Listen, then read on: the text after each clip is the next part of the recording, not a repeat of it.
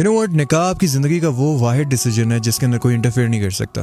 Even your parents can't interfere in it. लेकिन हमारी society के अंदर देखा जाता है कि अगर एक बेटा अपने माँ बाप की पसंद की शादी ना करे तो उसे मलामत किया जाता है. एक बेटी अपनी पसंद का इजहार कर दे तो उसे बोला जाता है कि तुम होती कौन हो अपनी पसंद का इजहार करने वाली. हम तुम्हें जहाँ ब्याहेंगे वहां तुमने चले जाना. You are just a property जिसको हमने ट्रांसफर करना है किसी और बंदे के ऊपर. बस फर्ज अदा करना है. लिटरली मेरी आंखों में आंसू आ जाते हैं जब मैं उन लड़कियों को देखता हूँ जिनकी जबरदस्ती शादी कराई हुई होती है. उनका फ्यूचर तबाह हो जाता है, शौहर के साथ उनकी बनती नहीं है. It's just a big mess. आप उस लड़की की ना जिंदगी तबाह कर देते हो और इवन उस लड़के की भी जिंदगी तबाह हो जाती है जो अपने माँ बाप की बातों में आगे शादी कर लेता है. देखो, you just have to understand कि अल्लाह ताला ने ये आपको एक राइट दी है और इस राइट के अंदर कोई शख्स इंटरफेयर नहीं कर सकता. जैसे आप अपने माँ बाप का सब हुक्म मानोगे, लेकिन जब वो अल्लाह ताला के खिलाफ आपको कोई बात करेंगे ना, आप उनका हुक्म नहीं मानोगे. इसी तरह आपका निकाह भी है कि अल्लाह ताला ने आपको इजाजत दी हुई है कि अपनी मर्जी से निकाह करो. अगर कोई बंदा आपको उससे निकाह नहीं करा रहा है या फोर्सफुली की कहीं और आपका निकाह करा रहा है तो आप वहां पे रेजिस्ट करोगे. आपको थप्पड़ पड़ेंगे, आपको जूते पड़ेंगे, आपको मारे पड़ेंगी, आपको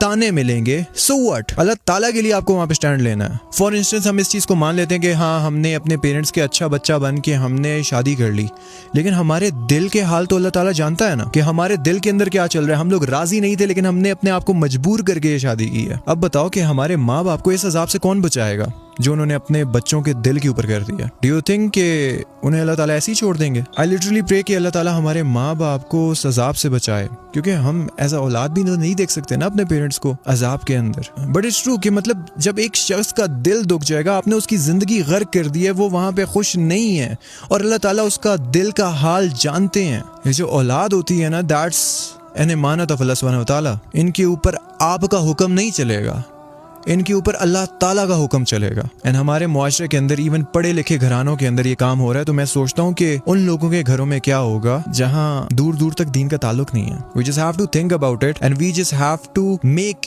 every girl and every boy aware of it कि ये तुम्हारी जिंदगी का वाहिद डिसीजन है जो तुमने लेना है और इसके अंदर कोई इंटरफेयर नहीं कर सकता.